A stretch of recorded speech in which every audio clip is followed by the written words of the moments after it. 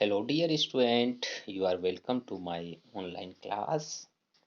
Today I am going to discuss with you Pole Science chapter 1. What is democracy? Why democracy? लोकतंत्र क्या है? लोकतंत्र क्यों? Dear student, first chapter is omitted. Okay, and now in new book it is in old book it is chapter second, but in new book it is chapter first. आओ हम लोग जाने इस फर्स्ट चैप्टर को कि भाई लोकतंत्र में परिभाषा क्या है. When we look overview of the chapter, in this chapter what is democracy, what are its features, it define democracy. Step by step we work out the meaning of term involved in this definition. The aim of here is to understand clearly the bare meaning features of democratic form of government. इस chapter में हम democracy का definition जानने की कोशिश करेंगे और उसके फीचर्स को जानने की कोशिश करेंगे. डेमोक्रेसी के मेरिट्स और उसके डिमेरिट्स को जानने की कोशिश करेंगे. So what is democracy? Dear student, what is democracy? Democracy क्या है? In this chapter we read many story from the part of the world. संसार के बहुत सारे स्टोरी को हम लोग सुनेंगे और डेमोक्रेसी को समझने की कोशिश करेंगे.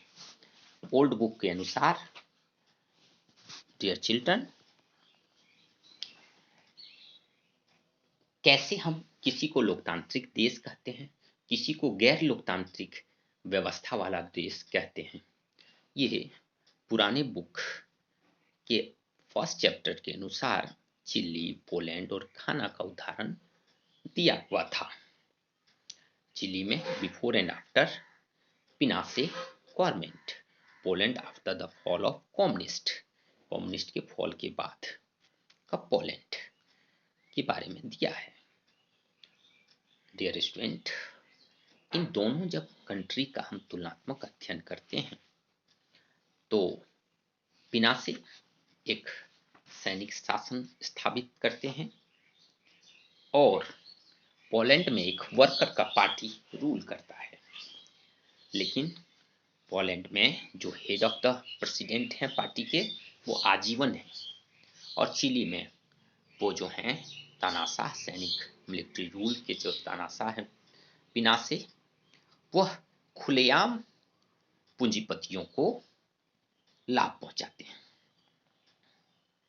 लेकिन पोलैंड में ये बोलते हैं कि मैं कम्युनिस्ट पार्टी हूँ, कम्युनिस्ट रूल है, मैं वर्कर्स पार्टी हूँ. तो दोनों देशों में जब असमानताएं होने के बावजूद भी कुछ समानता है. जब उदाहरणों को देखते हैं तो पता चलती है लोग अपने शासकों का चुनाव या उनमें बदलाव नहीं कर सकते. किसी को अपने विचार व्यक्त करने, संगठन बनाने का अधिकार नहीं था या किसी भी राजनीतिक गतिविधियों में हिस्सा लेने का अधिकार नहीं था. अब अब एर्नाकुलम की जो सरकार है शुरुआती दौर में घाना में, वो लोगों के द्वारा चुनी गई थी. लेकिन थोड़े ही दिन बाद वो अपने को आजीवन जो है प्रेसिडेंट घोषित करते हैं. तो यहाँ भी क्या देखने को मिला कि लोग अपने मेन रूलर को इलेक्ट नहीं कर सकते. तो क्या हम इन उदाहरणों से कोई देश जहां मिलिट्री रूल है, कोई देश जहां वर्कर्स की पार्टी है बट वर्करों को चुनाव में पार्टिसिपेट करने की और बहुत सारे ऑप्शन, दूसरी पार्टी का ऑप्शन ही नहीं है और एक जगह जो है वो आजीवन गवर्नमेंट बना लेता है. जब तक हम जीवित रहेंगे मैं ही राष्ट्रपति रहूंगा घाना का। तो ऐसे समय में क्या हम इन देशों को डेमोक्रेटिक कह सकते हैं? Dear student, it is a question mark. इन उदाहरणों से हमें लोकतांत्रिक सरकार और गैर लोकतांत्रिक सरकार दोनों का डिफरेंस समझ में आता है। ओके, डेमोक्रेटिक गवर्नमेंट और non democratic government. So why define democracy? Define democracy की पढ़ने की डिफिनेशन की जरूरत क्यों है? यहाँ here is that topic started from debate through teachers and 3 students. Teacher's name is Lingdo Madam and a very intelligent girl, Mary, and Ribiang और Yolanda. 3 बच्चे के बीच डिबेट से यह टॉपिक समझाने की कोशिश मैडम लिंगदो कर रही हैं।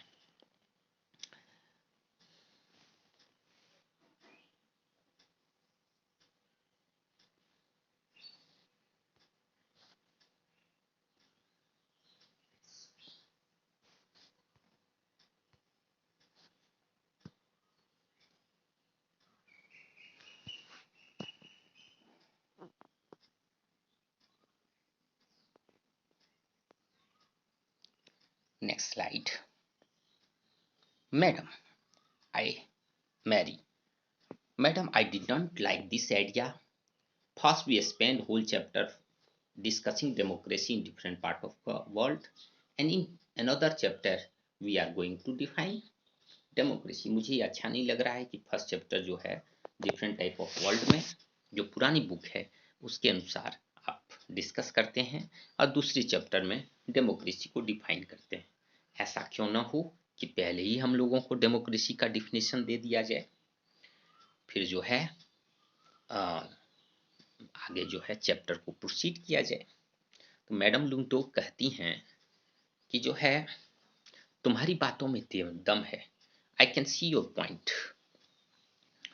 आपने जीवन में ऐसा है, आपने समान जीवन में ऐसा ही नहीं करते क्या? हम रेन, पेन, लव इन सबको डिफाइन करते हैं, क्योंकि इनको यूज करके हम जान जाते हैं। तो हमें पहले डेमोक्रेसी का यूज देखना है, फिर हम डेमोक्रेसी को खुद ब खुद समझ जाएंगे।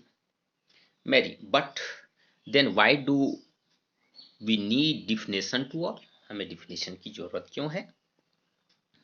तो ये कहती हैं मैडम लिंग तो कहती हैं कि बारिश, बरसात और बूंदाबांदी, बादल फटने जैसी चीजों में, ओलावृष्टि जैसे चीजों को अलग अलग तरीके से डिफाइन किया जाता है। तो हम डेमोक्रेसी को भी क्रॉस चेक करेंगे और उसका क्लियर डिफिनेशन जानने की कोशिश करेंगे उदाहरणों के द्वारा कि किस देश में डेमोक्रेसी है, कहाँ नहीं है। चूंकि आज विश्व में very different kind of government call themselves democracy, सभी लोग अपने को डेमोक्रेटिक कहलाना पसंद करते हैं। तो अब रिबियांग कहता है madam, we know that the Abraham Lincoln's quotation on democracy. Democracy is for the government. Okay. Democracy is government of the people, by the people, for the people. Democracy एक गवर्नमेंट है जो ऑफ द पीपुल है, लोगों के लिए, लोगों का, लोगों की और लोगों के द्वारा चलने वाली शासन व्यवस्था है। और हमारे मेघालय में ऐसी व्यवस्था है, हम अपने लोगों को चुनते हैं। लिंगडो मैडम बोलती, मैं भी इसे बदलाव करने की आवश्यकता नहीं महसूस करती, क्योंकि यह डिफिनेशन सबसे सर्वोत्तम है।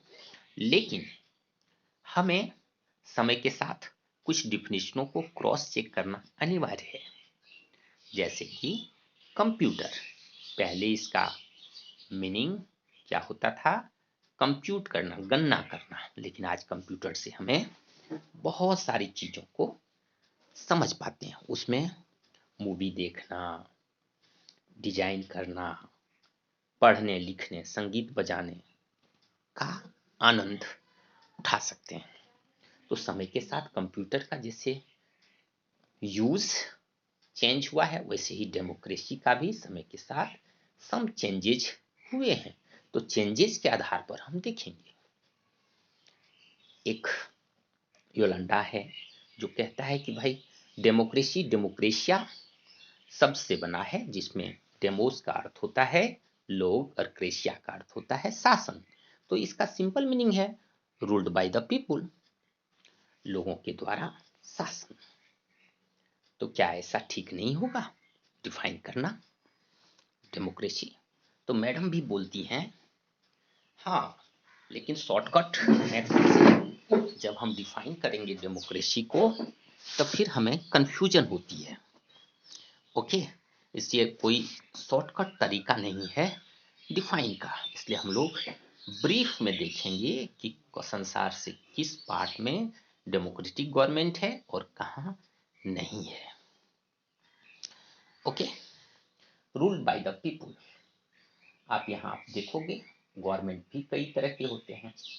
एक मोनार्शियल गवर्नमेंट, एक डिक्टेटर गवर्नमेंट, जैसे तुम्हारा जाकर के जर्मनी का गवर्नमेंट। मोनार्शियल गवर्नमेंट जैसे रूस और फ्रांस का गवर्नमेंट जो लेट 18th सेंचुरी में था, तो वहाँ मोनार्शियल गवर्नमेंट थी। ठीक उसी तरह से मिलिट्री रूल जैसे बर्मा और घाना और में देखने को मिलता है। तो ये सारी बात है। तो हमें डिफिनेशन की जरूरत होती है, शॉर्टकट से हम समझने के योग्य नहीं हो पाएंगे। अब बाय द पीपुल, अब पीपुल में कौन people? Either male member elected the government और पीपुल हैव यूनिवर्सल राइट। आपको देखना पड़ेगा इन सब चीज को। देन हाउ दे इलेक्ट, कैसे वो चुनते हैं, जैसे इलेक्शन प्रोसेस को भी आपको देखना होगा। ठीक है, किस इलेक्शन प्रोसेस को वो फॉलो करते हैं। इन माध्यमों से हम किसी गवर्नमेंट को डेमोक्रेटिक और नॉन डेमोक्रेटिक कह पाएंगे। तो एक सिंपल डिफिनेशन सामने में आता है, वो है लोकतंत्र। Democracy is a form of government in which the ruler are elected by the people. एक डेमोक्रेसी एक फॉर्म ऑफ गवर्नमेंट है, एक ऐसा रूप है जिसमें शासकों का चुनाव लोग करते हैं। ठीक है, तो अब जैसे एक सऊदी अरबिया का उदाहरण लेते हैं।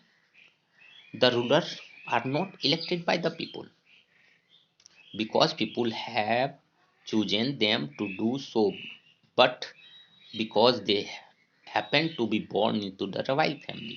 सऊदी अरबिया में क्या है कि वहाँ के जो मेन रूलर हैं वो इसलिए शासक हैं क्योंकि वो उनका जन्म रॉयल फैमिली में हुआ है। तो भाई हम इस माध्यम से हम कह नहीं सकते कि रूलर कौन है या कैसे वो चुने गए हैं। पिनोचेट एक मिलिट्री रूल स्टैब्लिश करता है, तो इनको भी हम नहीं कह सकते डिक्टेटरशिप स्टार्ट करता है, तो इसे भी हम डेमोक्रेटिक गवर्नमेंट नहीं कहेंगे। तो it reminds us the democracy people's rule. Democracy लोगों के द्वारा चुने हुए शासन का रूप होता है। ओके, तो ये सारी चीजें हम बारी बारी से देखने वाले हैं इस चैप्टर में। नेक्स्ट स्लाइड में डियर स्टूडेंट लोकतंत्र की विशेषता, फीचर ऑफ डेमोक्रेसी हम लोग डिस्कस करेंगे। Thank you for listening and watching me.